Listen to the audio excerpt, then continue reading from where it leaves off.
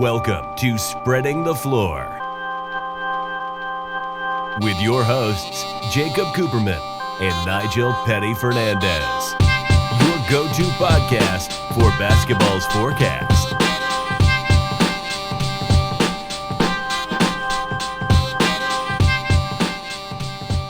Spread the floor back into... Wait, Nigel, this isn't the studio that we usually use. Where is this? Where are we? Did you wake up in the same basement I did? You tell me, man.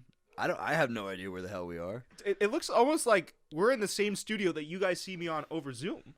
Yeah, but it's like now we're in person. Now we're in person. We've set up shop down here. We kind of have this like rinky-dink mic set up. Yeah.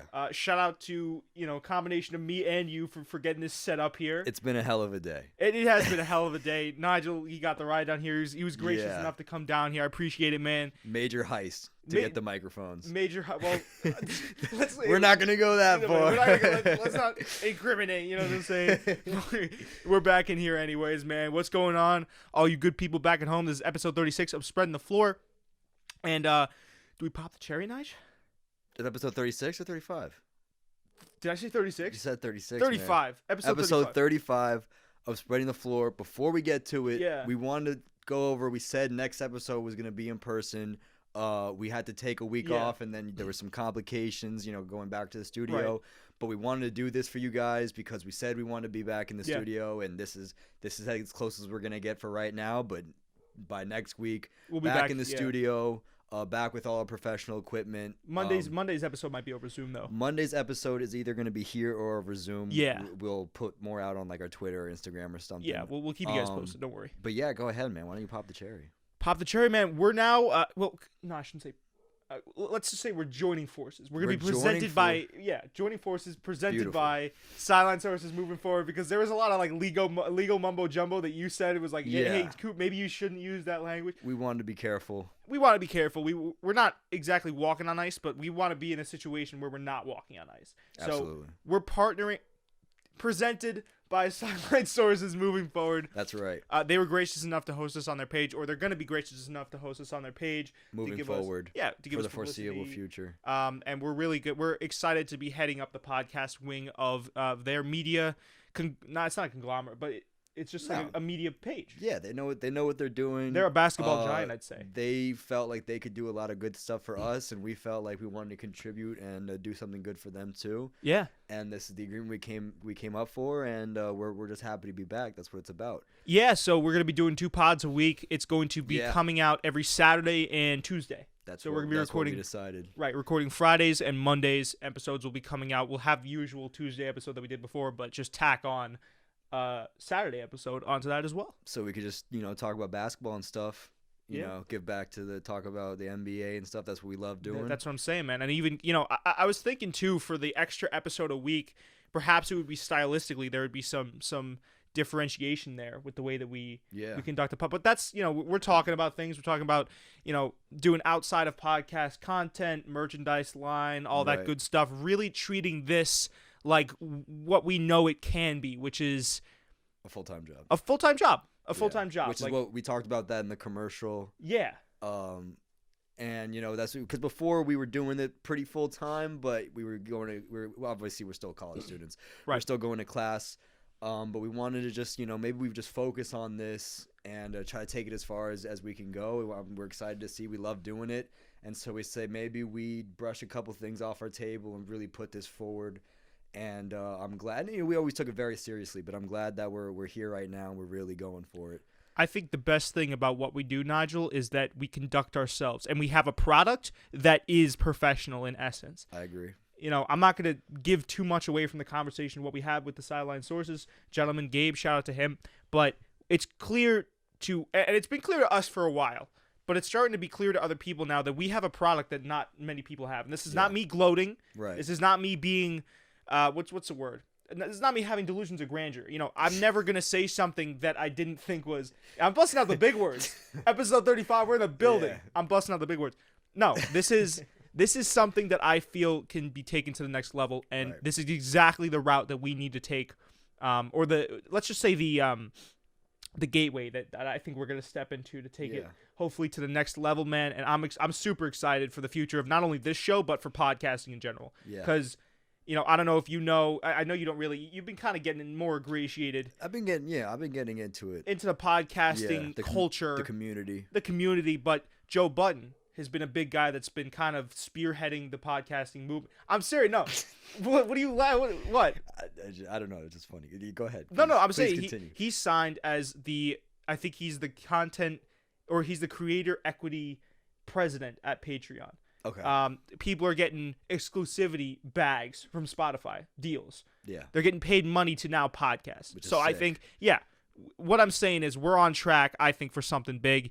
And again, I wouldn't say anything that I didn't mean or I didn't think could happen. Yeah. Well, I think it just, the passion is there. We've had a very loyal fan base over the last, year and a half we've been doing this? Yeah, almost. Man. Yeah, year and a half. I think that that people can tell that we're serious about it. We love doing what we're doing, and as long as people like watching it, listening, we're willing to sit here and do it because we love recording. So that's that, man. Yeah, man. So we're like I said, we got a heavy episode. We do got a meaty episode, which we're gonna get into in a second because we've already been doing this for 5 minutes. Yeah. But I'm super excited. Thank you for all the support. I know we always say that, but absolutely. We always we love the fans. Absolutely. We love the fans. Yeah. Yeah, without further ado, you want to crack the veil, get into some NBA. We gotta get. What did you have in mind? What did you have in your mind, man? We talked pre-show. We did talk pre-show. What facet of the NBA this week do we? Because we got logistical stuff. We got people wanting to smoke with other people. Specifically, we could talk about Courtside Karen first. I think we should cover the most recent stuff. I think we should talk about LeBron first. Talk about LeBron. In what sense? We got to talk MVP about MVP race LeBron. We got to talk. Karen LeBron. There's 3 things, right? He just had a triple-double yesterday. We're recording it on Friday, so Thursday, which was the 4th, had a triple-double, which was like the 96th or 97th of his career, something crazy. Something crazy. LeBron is still there, and then we'll talk about courtside banter and courtside Karen right after that. Courtside banter. It was a little bit more than that for sure, but yeah. Yeah, no. So let's talk about that triple-double. I mean, the guy is what, 36? 36 somewhere. You know what? 18th season. Yeah, he's really triple doubles. He's like Tom Brady in the sense that like he can turn back the clock. He can turn back time. He's still dominating his sport at such an old age, and it makes you wonder. Like obviously the quarterback position in terms of and you know what? Introspectively looking back at like each sport, it's not going to be the same in football. Sure, Brady still gets hit, but he has an offensive line that's specifically designed for him not to get hit. Yeah. Basketball is not really a big contact type sport. It can happen. Right. But, you got to look at it differently. Tom Brady is in his 40s. Or, no, he plans to play into his 40s. Excuse me. He's up there. He's up there. I just think it's crazy that LeBron... Let's just talk about the physicality for a second of LeBron James. Right. Like, he's at such an old age. He's been around the league for so long. It's evolved to a more 3-ball, 3-and-D type of faster game. And, you see other players like Blake Griffin that are just now coming around to it and just kind of reshaping their game in the last few years. No, LeBron has taken it in stride. He's stayed physical. There's not many players in the league, and I think it's because of his elite athleticism. I mean, well, he's a freak. He's a freak athlete. But there's not many guys in the league that can step to LeBron and keep with him on a drive. Yeah. I mean, I always think about it like this. What would it be like for me trying to guard LeBron James? That'd be impossible. The last thing I would ever see would be LeBron James going up for a tomahawk on my dome. You know what I'm saying? Well, you'd black out. I'd black out from the fear. You wouldn't even have to throw it down at me. You wouldn't remember it happening. It'd be like falling off a building. Yeah. I'd die of a heart attack before he even touched me. So, this grown athlete at 37 years of age or 36 years of age. 36, I think. 36 years of age is quite literally doing the impossible. Yeah. Well, I think it's crazy. It's great. It's great. I think the term aging like fine wine really suits him because, like you said, if you watch LeBron highlights from 2008, 2009, 2010, right? Yeah. You're not watching the same player. And we all know that. The man is not getting up as high. He's not running as fast. That's true. But you know what? The part that LeBron's legacy really shines for me is the fact that he's still able to go out there and be effective on the court, even though he's not doing that. He's always been a great passer, but now he's an elite passer. You know what I'm saying? He was always a decent 3-point shooter. Now he's one of the best in the league. You know what I'm saying? He can still go out there. He doesn't have to average 29 points per game in a season in order for that to equate to wins. You know what I'm saying? He's number 1 in the MVP rankings right now, and he's only averaging 24 points per game. That's because he's passing the ball. The court vision is coming out. He's always had great court vision, but it's really shining now, especially now and over the last couple of years. Especially, when he was on the Cavs, even that's when people were like, wow, like this guy can really pass the ball. And you remember when a lot of people would give LeBron shit for not being, or for being more of a pass first type player? Mm-hmm. You'd see aggressive, like poppy mode LeBron. I always talk about. I don't want to put that on you. I've always called him poppy LeBron, but he can also be that pass first guy. Yeah. And I think maybe this season he's kind of started to meld those two together. That's why you see him at the I know, shout out to Sidelinesources, they had him at the top of their MVP rankings today. I agree with it. I also don't agree with that argument that just because he's 36 doing what he does in the league that we should automatically give the man MVP. No. I think that's a stupid argument. I think you should just look at what he's doing now and the way he changes the team around him. He's such an invaluable asset. Yeah, it's crazy. And we were going to get in this too about the MVP, not just the MVP award and just awards in general. Maybe there's room to fit a couple more in there. It's because of people like LeBron. But in order to become MVP, you have to be the best player on the best team. That's usually who it goes to. There have been exceptions. Russell Westbrook, for example, when he broke the record, they just had to give it to him. But usually it goes to the best player on the best team. LeBron right now is the best player on the best team. The Lakers are the best team. Yeah. I mean, we still see the Lakers making it to the finals and winning it, correct? Or is it going to be a little bit more difficult? We'll talk about that. We'll talk about that later. We'll talk about that maybe today. Maybe Monday's episode. we got so much range now. It's great. We have a lot to talk about. I also think it's funny that we already got most of our news from Sideline Sources. Dude, that's the thing. When they hit us up, we talked to them. Yeah, when they I shouldn't say they hit us up, but they emailed us back. I was freaking out, and I told Gabe, I was like, dude, we get all all of the news. This podcast from you. Watch Sideline Sources. Like, I'm just like, all right, what else? I'll just click on and be like, LeBron barked at Courtside Karen. Oh, write it down on the list from Sidelines. That's what happens. Yeah. That's where we get most of our information. Right. And so LeBron James was leading, and I don't disagree with that at all. I might even put Anthony Davis up in that conversation. You put Nikola Jokic up in that situation. See, Joel Embiid. I know you don't like the Joel Embiid MVP conversation, but he definitely took a step up this year. And I think it's reflected in the 76ers because you're talking about the best man on the best team. 76ers in the East are right now categorically the best team. Statistically speaking, you are correct. Yeah, that's what I'm just saying. I'm putting that out there. I got to say I would give it to KD before I gave it to Embiid. That's just how I feel. Well, also to do what KD did, to come back and to average these numbers is pretty insane in itself. Yeah. And that's also another conversation. I saw a lot of NBA pundits in the media, specifically Mr. Flip-Flop himself, Stephen A. Smith, talking about 1 week how the Nets are going to win it all, and the next week how they're going to be sent home. He is a very, very big fan of the idea of Kevin Durant getting Comeback Player of the Year. Or, excuse me, comeback is that? Most improved. Yeah, excuse me. Just because of his comeback to the league. I can't call him most improved because he wasn't playing last year. Yeah, anyone would improve after sitting on. Yeah. He was laying in a hospital bed. But that's also the thing, though. It's not like he didn't. It's not like he's like Kyrie, where he was out. Well, Kyrie wouldn't sit out for an entire season. So then every rookie should get most improved. Well, no, that's not the same situation, though. They're coming out of college. Exactly. There's no benchmark to go off of. He was in the league. He got injured. He came back. I think the point that Steven, and I don't even necessarily agree with the point. I'm just being. You're expressing the point. You're I'm expressing it, and playing devil's advocate. I might even cape for the point a little bit. Okay. I might even cape for the point a little bit. I think that if you have a guy like KD that was very, very dominant, of course, we all know that he went to the Golden State Warriors, but he's always been dominant over the course of his career. Probably one of the best scorers of all time. He gets injured, and he comes back. And a lot of guys, mind you, this is well documented in NBA history. A lot of guys will come back from that Achilles tear and not be even half of what they were.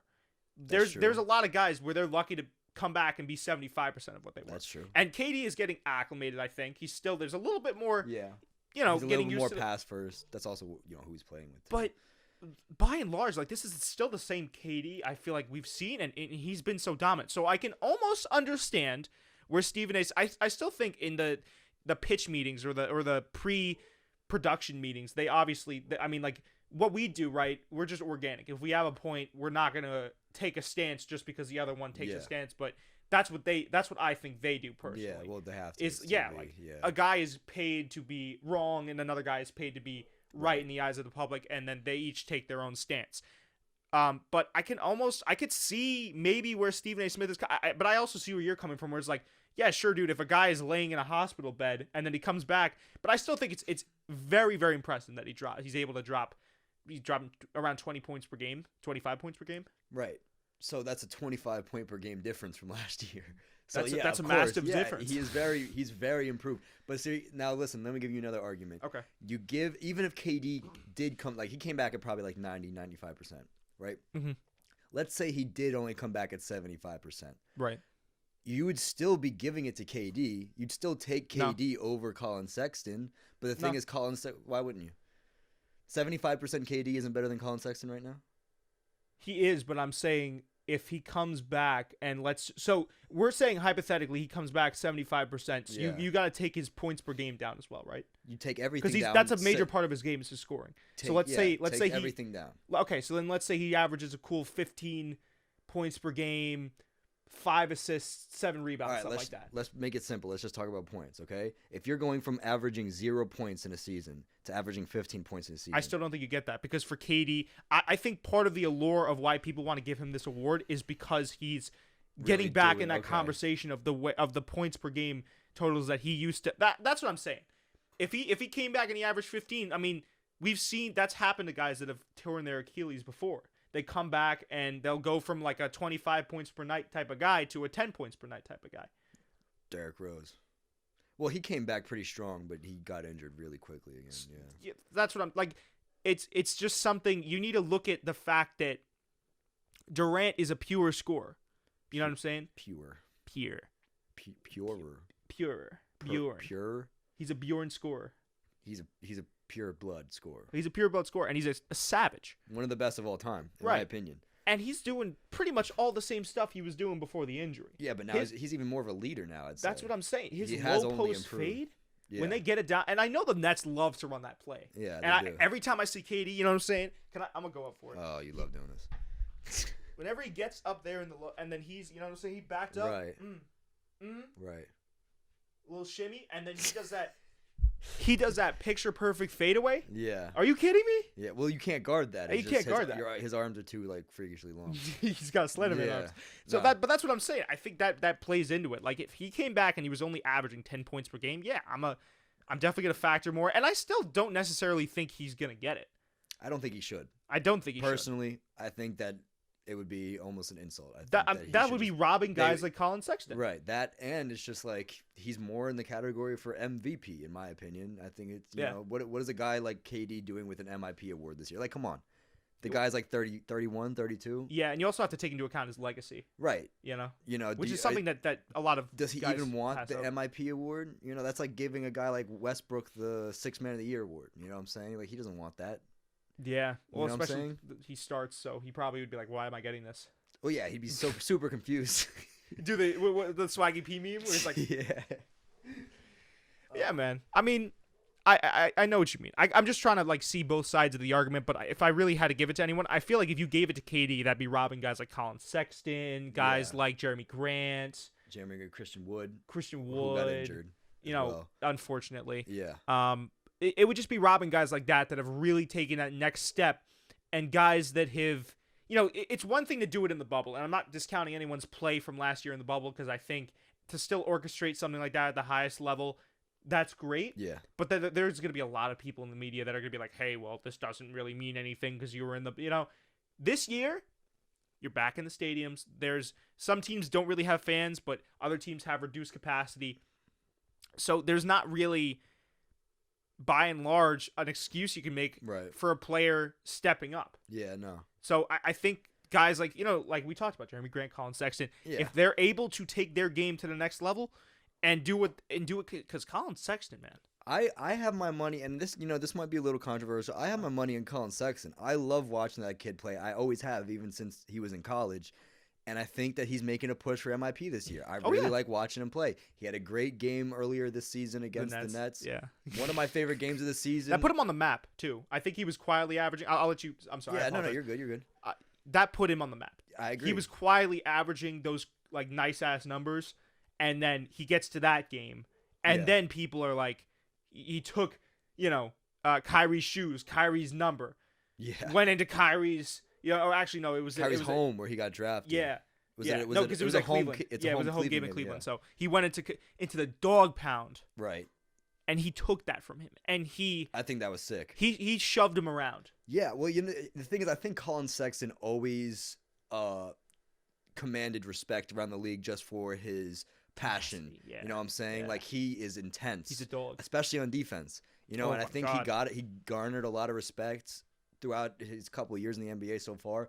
But I think that game, really, people were like, okay, he's not playing around anymore. Yeah, dude. He's got it. Have you ever seen the zoomed-in videos of him defending people? Oh, my God. He looks like he's sniffed salt before. I know. He's so intense. And I love that. As a basketball fan, that's one of my favorite things to see because it is way too common nowadays in the league to see people not really care about defense. Yeah, unfortunately. And to see a kid who takes such pride. Yeah. And he's clenching his hands. He's trying to distract him with his face. That's huge. What I'm saying? That's really big. That's 100%. Awesome. I love watching that. 100%. 100%. Collin Sexton, for me, most improved player. You see it? No. I think I could get on board with that. I just think that also Jeremy Grant, you might have to look at which respective teams they're on, because the Cleveland Cavaliers right now are probably getting a lot more press than the Detroit Pistons are. Yeah. So I think that plays something into it. That's true. But if I had to give my pick, it would probably be, and I know there's so many guys I'm leaving out right now, and I'm trying to think off the top of my head, but the two most prevalent I could think of right now would probably be Collin Sexton, Jeremy Grant, Christian Wood. He can't get it now; he's injured.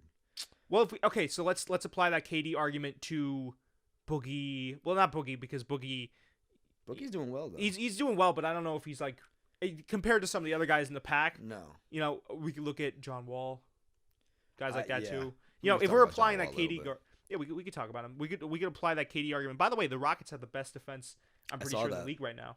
Yeah. If you want to talk about that, we could talk about John Wall being in that conversation. There's tons of people now that this year there's a lot of talent. It's talent, a talent-rich NBA. Yeah, no, absolutely. And I feel like the Rockets, they don't have the star power and the scoring power to really get it done on that front, but they've kind of taken pride in the fact that they can use defense. You know what I'm saying? Boogie's a big body. John Wall, he's not 100% in my opinion, but he realized, he's a veteran. He realized that good defense will translate into good offense. Good offense, yeah. Down the line. Especially in a league like this where you put so much emphasis on fast breaks, you know what I'm saying? So, yeah.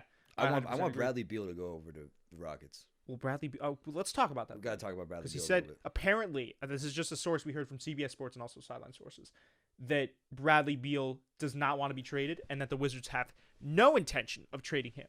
So both sides have expressed interest in each other, I guess, or have expressed the want to stay together, the need to stay together. I don't know, man. It was a little bit confusing to me. It was surprising, and I personally don't believe it. If I'm being frank, if I'm being completely just lay it on the table, put it all on the table. If I'm just gonna put it on the table, okay. not buying it. Why? I just don't. It didn't come out of his mouth. I didn't hear him say it. Well, that's also true. I mean, we've heard it was. He didn't say it on Twitter. He didn't say it in an interview. That's true. Also, I'm trying to remember. Maybe it was the Rockets GM that said that they had no interest in trading Harden. It was one of those situations. We've. Point is, we've heard this we've been in this before. situation before this season. Yeah. You know what I'm saying? Yeah, 100%. And the other reason why I don't believe it is because if you remember during the game between the Wizards and the Nets. Yeah. No, sorry, the Wizards and the Rockets. Sorry, my bad. Right. John Wall was in Washington. Right. And Russell Westbrook and John Wall got into a little bit of a verbal spat. And Bradley Beal totally was on John Wall's side. Like, he stared down Russell Westbrook. That's his teammate. That's the leader of the team. Yeah, I saw that picture up on Instagram. Yeah, I saw the video. And you know what? Bradley Beal looks like, I know, John Wall was his friend for probably about a decade before that, if we're being realistic. Like, they've been on the same team for a very long time. Maybe not a decade, but you know what I'm saying. Yeah, they're brothers at this point. And you know what I'm saying? And if he was really down for Washington, he would have had no choice but to either stay out of it or defend his teammates. However, he chose to publicly defend his teammates. Not that he didn't do anything crazy, but he was clearly not on Russell Westbrook's side. And he knows. Listen, he knows how he's a good player. He knows how that will affect team chemistry, and he did it anyway. And I feel like, and you've seen his faces. I mean, even though they've been winning a little bit more. Bradley Beal's faces when he hits the ground are hilarious. They've been winning just a little bit more than they usually do recently. And like the last week, I think they got 2 wins, which is good for them. But you don't look like that on the sidelines and want to be. He's not happy with the situation. I don't blame him at all. My whole thing is like, why would you want to stay with the Wizards if you're putting out? You could literally go to a team and bless them. Now, obviously, he signed that big extension, so there's a little bit of murkiness there with the way you have to handle things. But let's just say hypothetically, right? He goes to a team like the Heat, or maybe a better example, or I'd like to see him on the Heat. I think that'd be sick. Well, that's a sick ass team. I just think that if he goes, let's say, to a playoff team, the Heat might be a playoff team. They might not be a playoff team. They've been getting a little bit better. I know. I was watching. Maybe it was the Wizards versus Heat game the other night where the Heat had won their last 14 of 18 or something like that. So the Heat, to my knowledge, now are doing better. They're picking it ever since when Jimmy Butler came back. They started doing better. I mean, Jimmy Butler's just the X factor. We love Jimmy. We love him. We can't get enough. You'll find that we talk about Jimmy a lot. We love talking about Jimmy. We do. We talk about him a lot. Maybe a little too much. Yo, I could talk about Jimmy. I could do just a Jimmy Butler podcast. Jimmy Butler podcast. Yeah. But we never even get him for a guest though. Yeah. Well, I mean, you got to start somewhere. You know what I'm saying? No, imagine how sick that would be. We also love Tyler. We love the Heat here. No, we do. We love the Heat. None of us are from Florida, but we do enjoy. Well, I mean, you vacation down there sometimes. I have family. I have family in Florida. You have a secondary location down there, an offshore account. No, I'm kidding. Yeah. Nacho doesn't actually have an offshore account. We have connections with. I have my people over there in Florida, But yeah, no. So the Miami Heat have been doing better. They might be a playoff team. It's tough to tell in the East. I think it's starting to slowly form a little bit. Yeah. We might be going back to that top 5 type of routine there. Yeah. Those or maybe butterflies are starting to wear off. Yeah, maybe a little bit. I just think that if Bradley Beal goes to literally any team that's even on the precipice of making the playoffs, that's instantaneously catapulting them. If he can figure out a way to get into that system and fit in well, that instantaneously catapults them into playoffs. So, I don't know when his contract ends. You know what? Why don't you Google it real quick while I'll take over. I could see him go, and tell me if I'm just like stupid. Okay. Right. I'd love to see him go to the Heat. I'd love to see him go to the Bucks. I'd love to see him go to the Lakers. I'd love to see him go to the Jazz or the Nuggets. I could also see him going to the Rockets. However, I don't think he'd be able to do as much as he wants to there. Yeah, he might not be going anywhere because he signed a 5-year, $127 million contract, and he'll be a free agent. Oh, never mind. He'll be a free agent in. Oh, excuse me. Okay, let me see here. 2021. Oh, okay. He's an unrestricted free agent coming up, I think, this year. Yeah. 2020. Oh, no. Excuse me. 2023. Excuse 2023. Because he just, okay. And how old is Can you just look up how old he is real quick? He's going to be 30. Oh, he's going to be 30. Once he gets out of there, yeah. Oh, once he gets out. Yeah. Oh, right now, he is. No, he has time. Yeah, he has some time. I mean, listen, 30 isn't terribly old. I feel like 30 is still. No, he's in his prime. Player's prime. He's going to be in his prime when he gets out of there. Yeah. I don't think he's going to sign another contract unless the Wizards make serious. That's what goes back to what we were talking about in the beginning of this. It's like, why would you want to if you're Bradley Beal? Yeah. I say he goes to the Bucks. Bucks could be a really good. I say he goes to the Bucks. I think that'd be super sick. Well, also, that would negate the off-season moves that the Bucks made to acquire Jrue Holiday. I don't know if that would negate it. I think that he'd make a good addition. He'd make a good addition, but at the same time, it's like, I guess. You take that's how it works. You take a pay cut for the championship. They signed Giannis to the biggest deal in NBA history. They got rid of a lot of assets for Jrue Holiday. I don't know. I mean, listen, schematically, like that's what I'm trying to make. The point that I'm trying to make here is that if you put not Jrue Holiday, Bradley Beal on pretty much any team that has a fair shot and can be competitive, that team is golden. Yeah. You know what I'm saying? That team is. He doesn't necessarily equate to. I don't want to say he doesn't equate to wins, but he doesn't really equate to wins. I mean, then there's that conversation you can have because if he's dropping 40 points per night and the Wizards still aren't pulling away with a dub. Yeah, I mean, it would be different if they were winning sometimes, but they're not winning at all. They're not. I mean, in the last week, a little bit, like maybe 2, but they're not winning at all, and he's been going hard. So I feel like if there's a team that's already doing well, he will add wins to it. But you can't just throw him on a team like the Pistons or the Knicks and expect them. You know what I'm saying? He's not that kind of. I'm saying a team already with an established winning culture, a system, right? I.e., maybe like the Celtics. Yeah. You know, the Celtics have a perfect system built up. I could see him going to the Celtics. And again, this is us taking out all of the monetary aspects of this. What? Is there supposed to be like jumping on the bottom? What do you mean? You see like the bottom of the laptop? Sorry, I didn't mean to cut you off. No, that's all right. Isn't that bottom supposed to be jumping? No, we're good. We're all right. I know it's coming up. It's those little like things. No, like here. Yeah, no, that's supposed to be jumping. Okay, but I mean, if it's monitoring there, then it's all good. Okay. Yeah. Just making sure. No, you're good. I didn't want to record a whole episode and have no audio. No, it's okay. We got to take into account the fact that we don't know the monetary situations of some teams. Let's just take that out of the equation. Right. You know, strictly speaking, I think Bradley Beal, he has to. You're right. He can't just be any team. Yeah. There has to be an ecosystem already set up around him. There has to be a winning culture there, and that's why I love the idea of him on the Jazz. I love, they just came off a 10-game win streak. But they also offered bags to Donovan Mitchell and Rudy Gobert. Well, man, I thought we were taking the economy out of it. Oh, that's true. Yeah, you're right. Come on. But that's all. They already. Come on, get your head in the game. Come on, man.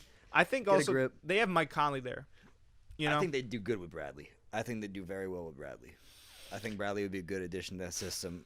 Westbrook is just like we talk about LeBron aging like fine wine, freakishly athletic into freakishly good, skill-wise, passing, court vision, everything. Not taking anything away from the man, but Westbrook, he's not aging like fine wine. I love him. I've defended him before on the podcast from you actually. Yeah, you're going for his neck. I like Westbrook. I think he's a good leader, but he's not performing. He's not performing this year. That is a man that should be equating to wins. Well, he's aging like normal. LeBron's a freak athlete. Yeah, but I expected more from Westbrook. He's not that old. He's not that old, but I'm just saying, like, he still dunks. You know, Bro, they have like 5 wins on the season, man. Well, no, but that's not a question of his athleticism. That's just a question of probably backing up what I said, is that Russell Westbrook doesn't really equate to wins either. Yeah, well, look, you're the Thunder fan, man. You should be talking to me about Russell Westbrook. I am talking to you about Russell Westbrook. This is what we're doing. We should be switched. I like Westbrook, but you're right. He doesn't equate to wins. Well, no, apparently. I should know best because he was on my. And listen, Lo, I loved what he did for our team. He put Oklahoma City on the map. Oh yeah. Kevin Durant, and and James Harden. Yeah. So and our great drafting overall. But no, Russell Westbrook was the guy. He was very fun to watch. He had that insanely historic triple-double season. Yeah. But the thing is, man, like, I think what makes us good as podcasters, I hope Yogi's not being picked up on the mic, by the way. Yeah. We got a very rabid dog upstairs. What translates, what translates over is the fact that the man, you got to be objective. Right. We have to be objective as podcasters. Right. And what I can say objectively about Russell Westbrook as a player is that he doesn't contribute. I want to say he contributes because he piles up points, but even now, like, he's been suffering. He's not the X factor. He's not the X factor, and I think now it's been shown more than ever. And I love Russell Westbrook, and if Russell Westbrook wants to come on for an interview, I'll keep the same energy. Like I mean, I don't think he'd try to like beat me up or something. I mean, no, we don't want this smoke with the professional athlete. No, we don't want the smoke with, especially. I mean, I don't know if you saw Russell Westbrook. I would love to hear what he has to say about it because he's a very intelligent. He's a very intelligent person, very passionate. Yeah, like I'm never going to take that away from him. I think his passion for the game is so insanely, just it almost makes me like in the same way that rest easy Kobe. Yeah. I'm not going to really because Kobe is on another level with his passion and dedication to the game, but Russell Westbrook brings it. And actually, Kobe said, I remember, if I'm remembering correctly, Kobe took a liking to Russell Westbrook because of his dedication and his veracity. I've never heard an NBA player say something bad about Russell Westbrook. And he's not. Listen, even KD, like when they were having the beef, he didn't say anything bad about Russ. I'll walk back my past comments. This is where I will say that I was wrong. I'll walk back my past comments about Russell Westbrook not being a leader. Okay. I think he is a leader. I think he's a great teammate. I'll eat the L. I'll take the L. You were correct on that one. And I in the same way that this season has kind of shown us that he's not an X factor, this season has also shown us that he can be a great behind-the-scenes leader. Even more to an extent, because we saw it before, but it's just the fact that he's not going to contribute to wins. I think he's just more of an intangible type of guy with a really flashy skill set. I really do feel bad that he's probably not going to, I was going to say graduate, finish with a ring. Oh, yeah. Unfortunate. I really wanted him. Thank you. I really wanted him to win a ring. And you know, you talk about Kobe and Russell Westbrook. I almost more saw Michael Jordan in the man. Just the level, just his one-track mind, you know, where he was at. He was in the game. Yeah. You know what I'm saying? Well, he also shows up to practices, film 2 hours early, 3 hours early. Russell Westbrook was that guy. I see him more. And I think when he won that MVP, Michael Jordan reached out to him, and he said, the MVPs come first, then the rings come. Yeah. And that stuck out to me because I think, you know, he had every talent in the world to win a ring. If Kevin Durant stays there, I think they win a ring eventually. Yeah. Well, who wouldn't want to play? You know, maybe Kyrie Irving goes from the Cavs to OKC. Well, that's what I'm saying, man. It's like you got to think, once you become an MVP, you elevate your team around you because that's part of what the MVP is about. Like you said, you're the best player on the best. Right. People are going to want to come play for you, and that translates into rings. So I can 100% see what Jordan was talking about. Yeah. You know? No, absolutely. I think I love Russell Westbrook. I think the window's closed, though. I think, you know what, honestly, and I've always loved Russ as a fan, as an Oklahoma City Thunder fan in specific, or in specifically, I should say. But, yeah, you're right, man. Like, it's not, maybe if you throw him on the Lakers. Yeah, well, I mean, anyone. I mean, listen, Quinn Cook got a ring on the Lakers. No offense to Quinn Cook. You throw me on the Lakers, I'm winning a ring this year. I'll ride the bench and I'll get a nice little shiny ring. I have a question. Yeah. Just to break it up a little bit. Okay. Did we even introduce ourselves this podcast? We did not introduce ourselves this podcast. Oh no. Okay. Well, it's okay. Listen, we'll say that for the end of the show. Okay. Yeah, we'll talk more about the future of the podcast at the end of the show. Yeah. You know, we wanted to jump into the basketball. We definitely broke in a little bit what we were going forward, definitely. But we'll get people people buying into the culture here and just introducing ourselves as a whole. Yeah, no, definitely. So stick around for that. Yeah. Anyways, back to basketball. What do we have next? Well, let's talk about Courtside Karen because I really want to. We forgot to talk about her. We got to talk about Courtside Karen. I have a take about her. I know what I'm gonna say. Go ahead, man. I don't. There's no way she's natural. Oh wow, I wasn't gonna go that far. Okay, yeah. I followed her on Instagram though. After that happened, I can't lie. I followed her on Instagram. She's like a model for something. I don't think she was right. I think she was wrong in what happened. I don't know the full story. I did hear her side, and I think LeBron said a little bit about his side too. Yeah. But I don't believe that she was fully in the wrong. I just don't think. And you know, I love LeBron. I think. Wait, so you think she was sort of almost right in her? I don't think that she was sort of almost right. I think that LeBron was sort of almost wrong. I don't think. Okay. And you know I'm a huge LeBron fan. That's funny. Okay, you know me. Okay. I defend LeBron. Yeah. I say that he's the best LeBron's to ever do it all the guy. time.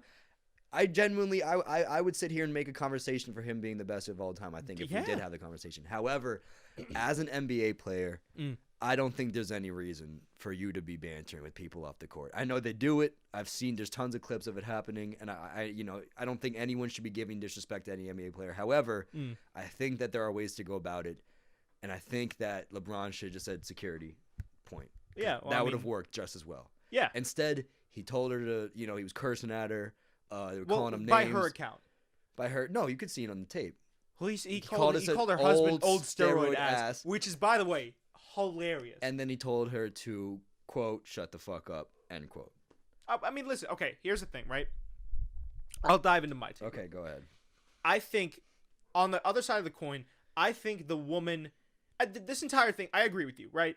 If you're LeBron, you're there to play the game, you know you're going to probably get a ring again. Well, again, we can have that conversation a little bit, but I'm sure LeBron feels like he'll get a ring again. I agree. You know, if he's just like, I'm LeBron, whatever I want, I get. Right. There's 100% no reason to be arguing with Courtside Karen, some girl with puffed up lips, her husband who's 70 but has a better body than both of us sitting here. Yeah. Old steroid ass. There's no reason to be arguing with both of those people on the sidelines. Right. Especially if they're courtside and you know, masks get taken off. Yeah. It's absolutely. just That's it's a good dumb. point. That's a health risk, right? In itself. Then you take into account the fact that LeBron is LeBron. We know he's a good guy. Yeah, no, you know? absolutely. Yeah. Like, sure, maybe he's getting a little bit old. He's getting a little bit of crotchety, you know? Like, oh, you know, he might be he might be a little. Yeah, now he has his damn respect. Yeah, he wants his damn respect. And this guy, you know, you also have to take into there's so many different sides to this. You have to take into account the fact that the guy, for a while, has absolutely hated LeBron. This guy has been LeBron's nemesis without LeBron even knowing about it. He's posted about LeBron hundreds, or not hundreds. I didn't know that. I think there was 2 posts. Okay. So one was like, this guy was like, my Hawks took ass at hundreds. I don't know. I dragged it a little bit. Yeah, almost 100. I get into the theatrics on this podcast. 2 word. Something in that neighborhood. 2 100 doesn't matter. Yeah. There have been 2 posts in the past, and you know, it's one of them is, oh, LeBron almost sat on my phone. I can't believe That's a this. compliment. His big ass almost. Yeah, he said his big ass. I'd pay LeBron to sit on my phone. Oh yeah. That's a conversation for another podcast. I don't know why you'd want him to sit on your phone. You could get a picture, autograph, whatever. Well, if I can't get those 2 things, dude, just go for it, man. Go for it. Yeah. Go sit on my phone. Yeah. All right. Anyways. Yeah. Back to it. Then there was another post, and it was like, my Hawks really gave it to him. Okay. So this guy's a devout Hawks fan. Awesome. The biggest of Hawks. Okay. And we know that LeBron has really gave it to the Hawks over the years. Oh yeah. As you know, listen. As someone who played in the East. Yeah, most franchises that have played in the East have been pillaged and I don't want to say the other part of that. They've been emasculated by LeBron. Well, yeah, especially when the Hawks were really good in like 2011. Yeah. And so, LeBron totally wiped them out. I mean, listen, everyone's gonna get the Raptors treatment. Yeah. Do you know what I'm talking about? Right, yeah. When LeBron absolutely LeBronto. Everyone has gotten that treatment. Right. But this guy absolutely, like, it's clear that he hates LeBron. So he says something. Right. LeBron, who, for some weird reason, it's almost like LeBron now, maybe coinciding with the Last Dance documentary, is just a little bit in his feelings. It's just I don't know if I'd say he's in his feelings. No, he's not in his. All right, maybe he's a little prideful. bit more. He's prideful. He's prideful. You know, his lips are chapped. You know what I'm saying? Maybe he doesn't have any Blistex. That was weird. A little bit weird. Maybe he doesn't have any Blistex on hand. But the point is, LeBron, he might now not let some shit slide that he let slide before. Yeah. I think that's the LeBron we're seeing. I agree. LeBron goes over, he says something. Then his wife, and this is where I could see why she was almost sort of in the right. She goes up and she protects her husband. I wouldn't even say she was in the right. I'd say that she's just not as wrong as people are making her out. Right. Well, I think there's I think there's arguments on both sides. I don't want to say it's a narrative because the narrative denotes it as not being true, but there is a common consensus amongst people that she is racist. That's why they call her Courtside Karen. Right. And that she made up what LeBron, because she did make up what LeBron said. She said that he told her to shut the fuck up, stupid bitch. LeBron just said pretty much shut the fuck up. He did say that though. Yeah, but that's not, listen, like she's trying to make LeBron seem he's not well, as anyway, intelligent. No, I did, definitely. So I could see where people are coming from with that, but I could also see her side where her husband gets into it with a super athlete who would, by the way, turn him into a pretzel. I don't care how many steroids you do. You go up against LeBron, he's turning into a pretzel. LeBron kills him every time. She goes up and she defends her husband. Right. That's a good wife. That's a ride or die. Wife. It's a bad person to have in an NBA crowd. That's what I'm saying. I was watching Flagrant 2, the podcast, shout out to them, and Andrew Schultz, great comedian, made the really good point that doing that around people, getting into your husband's arguments, is a great way to get someone seriously injured. And if LeBron wasn't on the court, I'm not saying LeBron would beat someone up. No. But if it were anyone else, let's just say that was 6'7" at Target or something, athletic at Target, maybe he's working the carts, he's having a bad day.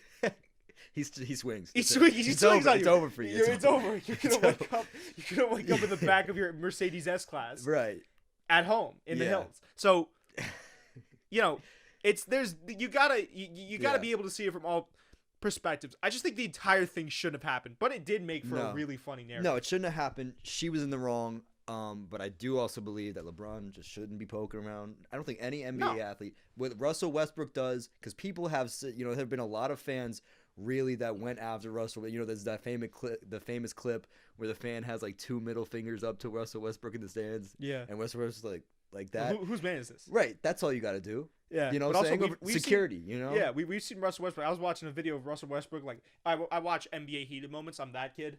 I'll just watch NBA compilations when I have nothing better to do. Right. And the guy was like holding up the phone at Russell Westbrook. Yeah. Yo, it's so funny. Russell Westbrook was like, get that phone out of my face. I remember that. Right. So we've seen NBA. All right. So that was wrong. Okay. He shouldn't have done that. No. But that's Russell Westbrook. That's hilarious, right?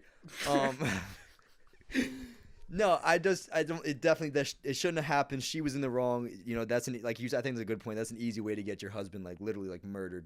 And you. Yeah. No. Well, they're not going to stop at the husband.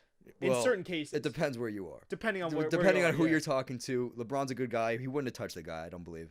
But at an NBA game, as a fan, you shut up and watch the game. And I think it's good that I think NBA players have a voice, and it's something that they didn't have 15 years ago. I think it's great. I think that as an NBA player, you should use your voice, and you should talk to the world, and you should do things that are positive for your community. But I don't think that you need to be stooped down to the level, because that's what he did. He stooped down to her level.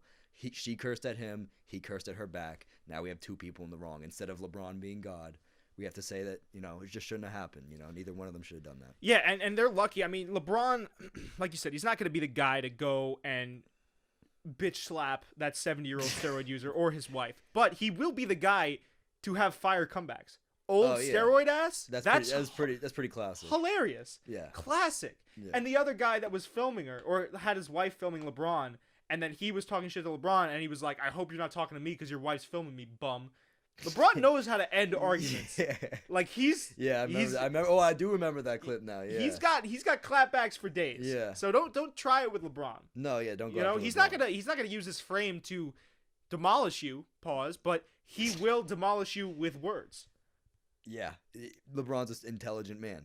We've seen that. He stood. Listen. The man educates. Okay, he opened up his own school. Yeah. Okay? No. Big shout out to LeBron for that. That's a lot of respect. The man is intelligent. We know this, right? I hope we get him on the show one day. LeBron? Yeah. I mean, I would pay just for a picture with him or an autograph. We'll I'd actually prefer. I have a good question for you. Okay. Would you rather get a picture with your favorite NBA player or an autograph from your favorite NBA player? Picture, because then I put it up in the background of the podcast.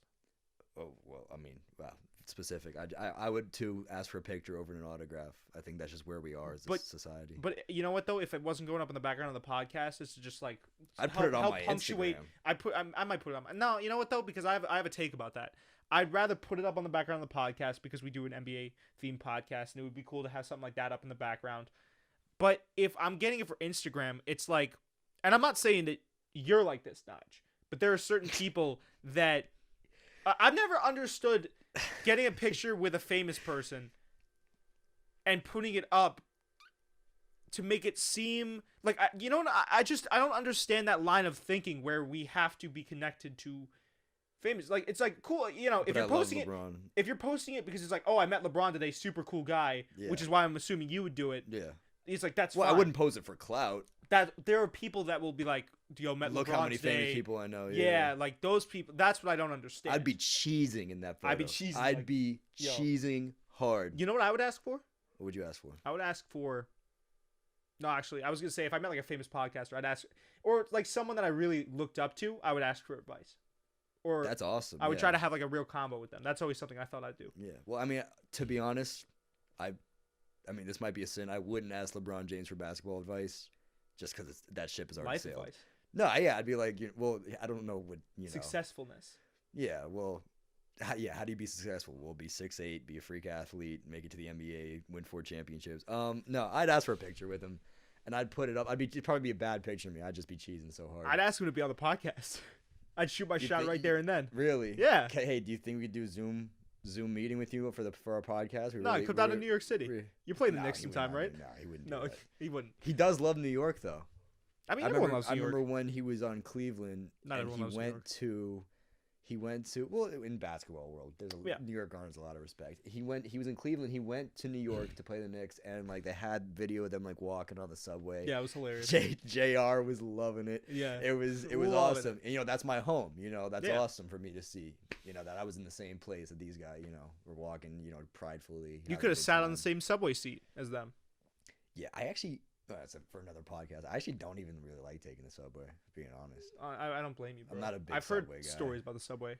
I've seen some crazy. I've seen some shit on the subway. Like man. quite literally. I heard there's like piss on the walls and everything. We can get into that on Monday's podcast. We're gonna go. There's gonna be a whole podcast just for talking about the subway. Oh, 100%. But right now we're talking about basketball. Yeah, no, I mean I'm a huge LeBron fan. That's just who I am. Yeah, by nature runs in my blood. I mean, you know what? There are bronze sexuals, but then I feel like there's everyone else, and you gotta have respect for the man. Yeah. You don't have to, I guess you don't even have to know him as a person because he's just such a very. He's a nice dude. He's a nice guy. He, like I said, you put it perfectly. He worked for what he has. Excuse me. He's still married to his high school sweetheart. He opens up opportunities for other people. He has a media company now, uninterrupted, or he partially owns it. Yeah. So he's just a lad and a half. He's a good dude. Oh, he's a champ. He's a champ. Champ. Yeah, like four of them. No. Just the infinite amount of champs. He's beyond. I'd be like, "What's up, LeBron? Champ." He'd be like, "Don't touch me." Yeah, no, he'd probably think I was like, he'd probably think I was insane. They'd tackle you. The security would just tackle you. LeBron isn't even. That's the thing too. I'm angry if LeBron has security. Now what? Because he's 6'7". No, he has security. He needs security. What does a 6'7" guy do with? Do you think LeBron's rolling around wondering whether or not someone's gonna run up on him? Like, what would he think about? Any famous person should just have security. No, but think about this. Like rappers, I can understand because they get into like actual static with people. There are beefs where there are guns involved. Yeah, a lot of the rap that we listen to, I feel like, is just gang wars at this point. There is a considerable. I mean, there's the history of rap. There's been a lot of deaths. Over gang violence. So I can 100% see why a rapper would need to roll with security. Right. But a guy like LeBron James, outside of an insane fan, is there really anyone rolling up on LeBron trying to fight him? He's 6'7". He's genuinely he's generally well liked by the NBA community, by other especially people. Especially at this point in his career. Yeah, I'm not saying that he shouldn't at least have like a small detail, but if I'm LeBron, I mean, maybe just for the fact that he has so much attention, and if he went out somewhere, I'm sure people would clock it and try to go up to him. If he doesn't want pictures, then you roll. But if I'm trying to take out LeBron, I'm doing it from a distance because LeBron is. I can only imagine his grip strength. The only thing that was so weird sounding. The only reason I disagree with you, Coop, is that he's the most outspoken NBA player in history. You think Laura Ingram's gonna run up on him? No, but when you are putting yourself out there, your opinions out there, you are always gonna have people that disagree with you, no matter how right you are. True. You know what I'm saying? And just for that reason, true. Yeah, I think Republicans hate him. Well, not all Republicans, but there's a lot of people in this country that don't agree with what he said. Yeah, you know what I'm saying. And my defense to that is always, he's done so much good. It doesn't matter whether you agree with. He's using his voice. Yeah. You have number one, in the Bill of Rights, the First Amendment is that you have freedom of speech. Freedom of speech. That's what he's practicing. That's that's the basis for this podcast, man. And I think that's beautiful. You know what I'm saying? So. Whatever, but as the most outspoken NBA player of all time, there comes with a price, and for that reason, I think that he would have a lot of security. Yeah, it could be. I didn't even think about the QAnon people. I mean, think back, Michael Jordan didn't really get involved with stuff like that. He didn't. That's true. That was a big part of the Last Dance. That was a big part of the Last Dance. Right. They criticized him for it. Kobe Bryant also wasn't very outspoken about that. Get a guy like LeBron James, he's all up in that. Refused to go to the White House, the whole 9 yards. That's true. You know what I'm saying? So that is true. For that reason, I think that that LeBron should just always have someone there by his side. He's got kids. We don't want a tragedy. Yeah, no, you're right. You're right. Safe. You're right. I just don't think he moves with that big of a unit. I think he still has 3-4 guys, maybe 2-3. I think if he's walking around, he would. But there's clips of him just being in his car, just chilling. I love that highway clip. Yeah, yeah, the highway clip. I could see that. I just completely forgot about Laura Ingram's whole crew there. Oh well. Anyways, what's next? You want to? You know what? Because we figured we'd do like an hour. Time? Yeah, we're a little pressed on time, so we want to wrap it up. Yeah. Well, we wanted to talk about this too. We talked about the reffing, the commentating. We could do that on Monday's pod. We got a bunch of the other stuff to get into. Right. Well, we wanted to talk just like 2 minutes, the base of the pod. The reason why we stepped it up to 2 podcasts a week, like we said, we want to do this a little bit more full time. Yeah. We understand that an hour and a half, hour and 45 minutes. It's hard to ingest. With me and Coop, we could do it easy. It gets up. We've had episodes get up to 2 hours. Before. I know. We could do 2 hours 30 easily. We could probably do 3 hours. We could. I mean, the live stream went on for 4 hours, and we were just like talking. You know what I'm saying? So, but because we're stepping up to twice a week, we want to keep the podcast just a little shorter. And we could use this as a basis to move up if need be. Right. So we're gonna probably cover, if we don't mention something that we wanted to mention in one episode, you'll probably hear us call back to it on the next. Remember, every Saturday and Tuesday. Yep. New episodes coming out. We're going to have a merchandise line coming out. Big. We're happy to be here with Sidelinesources. We're happy to work with them. We're happy to reach out to you. We have Instagram. We have our socials. Instagram, Twitter. Yeah, TikTok. Those will be down in the description. Down in the description. We're on Spotify, Apple Music, YouTube. Anything. Listen, we love communicating with fans. If you have anything to say to us or anything, suggestions, we put polls out on our Instagram every day. Anything you want to talk almost every day. Anything you want to have us talk about on the show. Yeah. You know, and the best thing is that when we can sit here talk about what someone said and go back and forth because this is so refreshing. It's the best thing. Yeah, we've done it in the past. We want to do it some more. We might. I don't know what we're doing for Monday's episode though, because I'm still, we still got the situation at hand. Yeah, well, we'll figure it out. There's little complications. We're getting back into it. We're getting back settled. Definitely by next Friday, we will be back in the other studio. In the real studio. In the real studio. But I have a feeling that there's going to be a future in here, for sure. I agree. Yeah. I 100% agree. We hope you guys enjoyed the episode as much as we enjoyed making it. Do we want to give them a little bit of preview of who we are before we jet out of here, or do we want to leave that for Mondays? No, let's introduce ourselves. All right. Well, I mean, what should we? Listen, what's the basis? Sitting to my right is your host with the most. The host with the most. Okay. They call me Cook Up Coop. They call him Cook Up Coop. That is Jacob Cooperman over there. Right. I'm can I say this? Go ahead. I'm the producer. Right. Obviously, one half there with my right. my friend. He is the genius of the podcast. He is the brains. He does the blood, sweat, and tears. He is awesome. There would be no podcast here if it wasn't for him, and I wouldn't be the same human being if it wasn't for him. So we appreciate Coop. In the same vein, I mean, there wouldn't be a podcast without you, Nige. Fair enough, and that's where, second in command by popular demand. That's so crazy. Yeah. Nigel Petty Fernandez sitting to Coop's left over there. Oh, right here, actually. I do, I come to the podcast. I do a lot more of the paperwork side of things. I'm there to kind of business hand. More like social type of stuff. Yeah. I'm here to hold down Coop, anything he wants. And I'm here to support him. He's here to support me. And we're so happy to be here talking to you guys. And it's what we love doing. Yeah. And we're also, I've been thinking too, I won't get too far into it now. We also obviously have a chief musical engineer. That's correct. Josh the boss on SoundCloud, not Snapchat. He's great. He will be producing, I think, more beats for us in the future if he wants. We have our own original music. Isn't that cool? Own original music. And you guys will probably hear this at the beginning of this episode. Yeah. But he's responsible for that. He's just an absolute phenom at what he does. We have a gentleman, Fredo the Don. He comes on the show sometimes. Yeah. Absolute mad lad. Yeah. But one of the greatest people I know. So we really got a tight ship here. As I said, as we get more established, we might have a need to bring on more people. I don't mean in the hosting position, but just behind the scenes. Right now, though, it's we have guests lined up. We have guests lined up. But I just also mean like in terms of production wise. Oh yeah, no, but absolutely. Right now, it's us, but we run a good operation. I agree. And yeah, so if you guys really enjoy what you're seeing right now, and you wanna, keep supporting us, just please subscribe, leave a like. Tune in for the next one. Right, rate, subscribe on iTunes, Spotify. Tell follow your us. friends. Yeah, follow us on social media, man. Tell your friends.